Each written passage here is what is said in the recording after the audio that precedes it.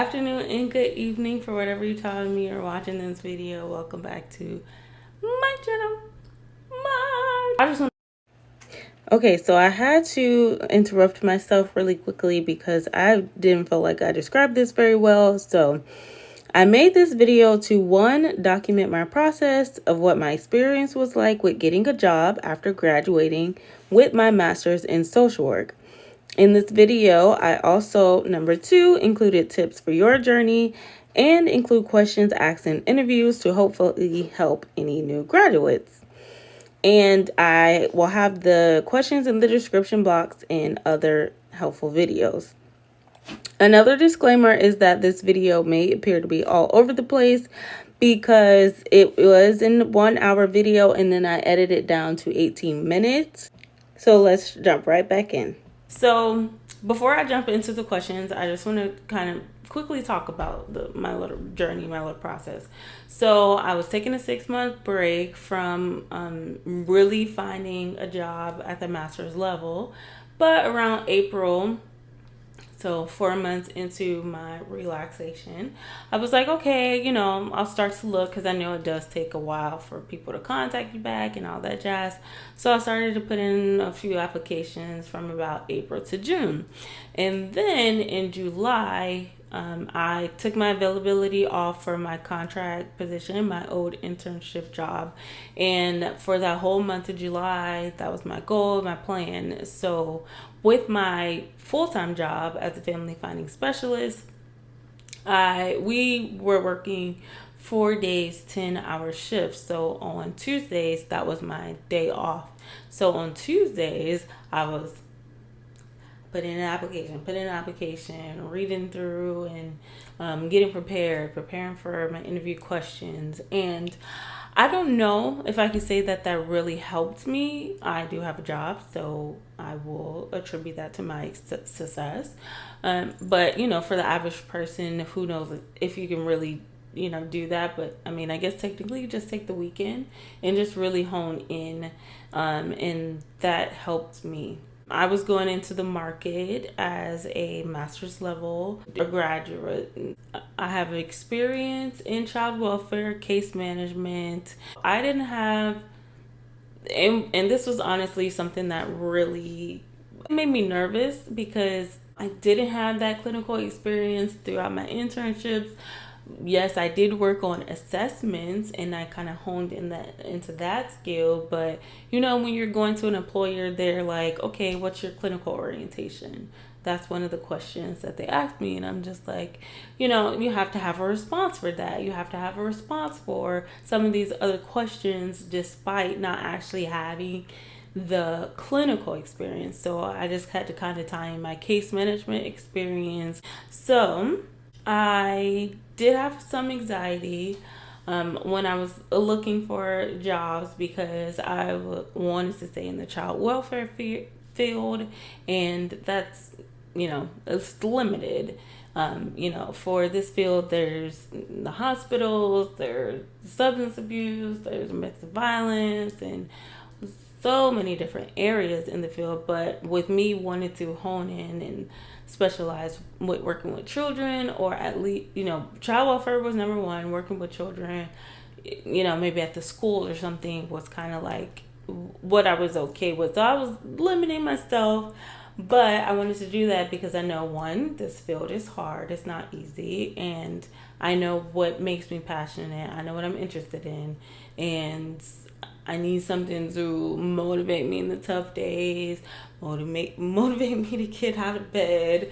And so I just really wanted to focus on that. So I was limiting myself. So that made me a little anxious. So I really did experience a lot in the couple of months that I was looking for a job. But really, in July, I was really like, oh, Lord, okay, what's my backup plan if this doesn't work? So I have been through the emotions, and if you're going through them, I'm going to be a testament and say you're going to get there. You trust me and believe.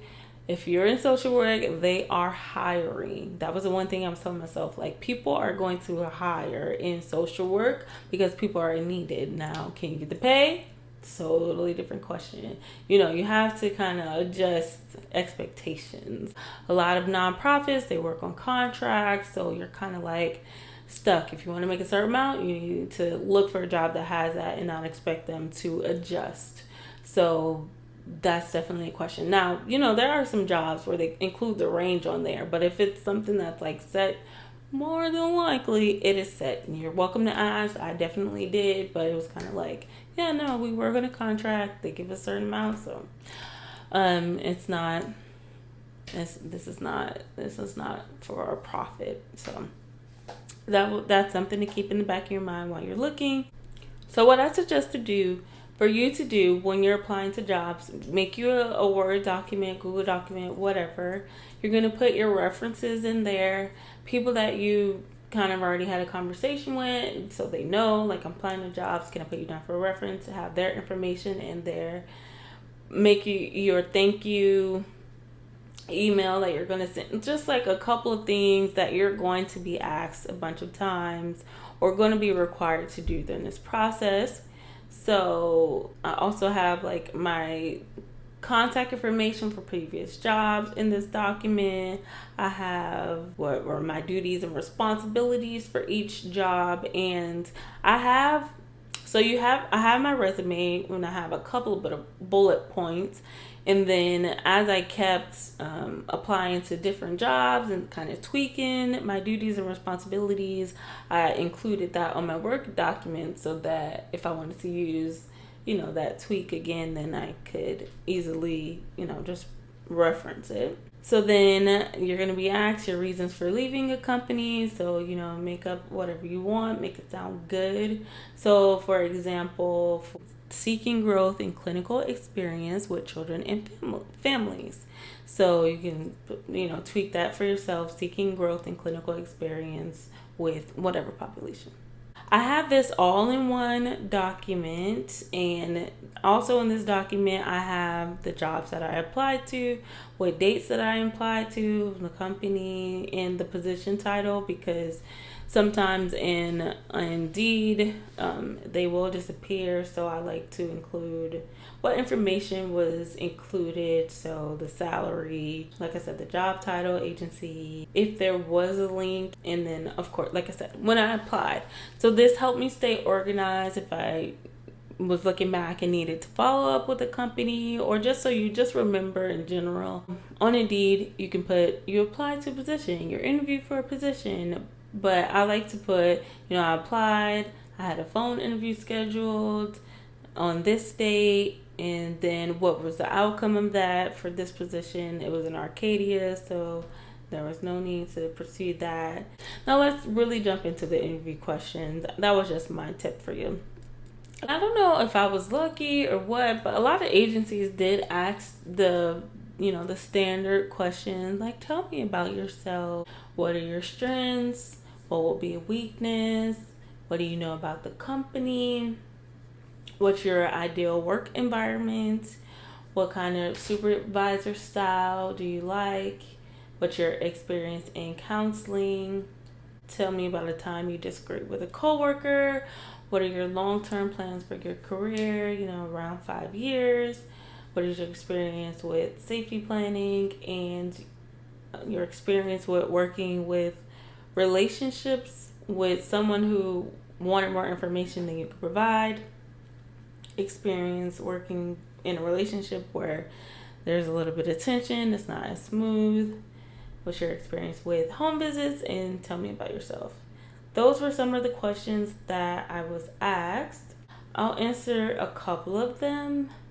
My experience with counseling. So essentially what my answer to this question was that, I don't have the formal experience, but as a case manager, a lot of those skills were transferable, such as, making the home visits, completing the case plans, which is, similar, could be somewhat similar to a treatment plan, having contact with people, having to, go into their homes and not be judgmental when I'm, interacting in their space and with them, managing a crisis or crises, working with people when they're frustrated, working with people when they're being vulnerable, and different things like that. That's what you have to, if you have that experience, speak on that in a transferable way. Like, what are your skills and how can you transfer them to this job? Because I've said this before, but as a case manager, we pretty much had to act like a therapist without having the education and utilizing specific therapeutic skills. Let them know, I'm not, I don't have the formal training, but I'm passionate about what I'm doing. I'm interested in learning, hone in on those things if you don't have experience. My experience with a safety plan, I was able to speak to my case management experience. Essentially, you go out, you talk with them, whatever the presenting problem was, you're ensuring that you're identifying that in the safety plan, identifying who's going to be the safety monitor and what are going to be the steps if an incident does occur. So that's what I spoke to regarding that, and of course follow up and try to prevent the situation from happening again.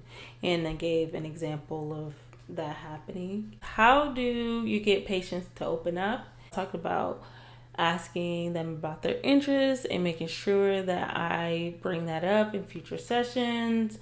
I gave an example of a client, and highlighted that how I got her to open up was explaining the importance of her opinion, because she was very quiet. Another question was, can you tell me about a time when your ethics conflicted with your work situation? I talked about my experience with my first time that I went to trial as a case manager, trial welfare case manager. One of the things that I said was that I reviewed the notes, kind of got a greater sense of the involvement from child welfare case managers before, and kind of seeing that overall, like, okay, parents really do get the opportunity, and then seeking out information regarding permanency and understanding the importance of the child having somewhere stable, people not in and out of the home. Those are the two pieces that I tied into that specific scenario. It helped me understand, why the court seeks the determination of parental rights.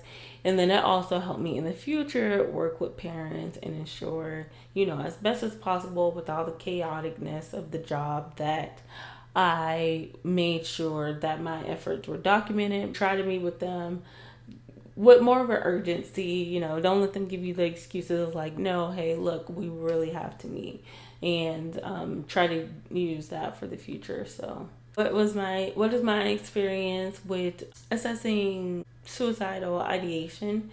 And as a target case manager, I did have some experience.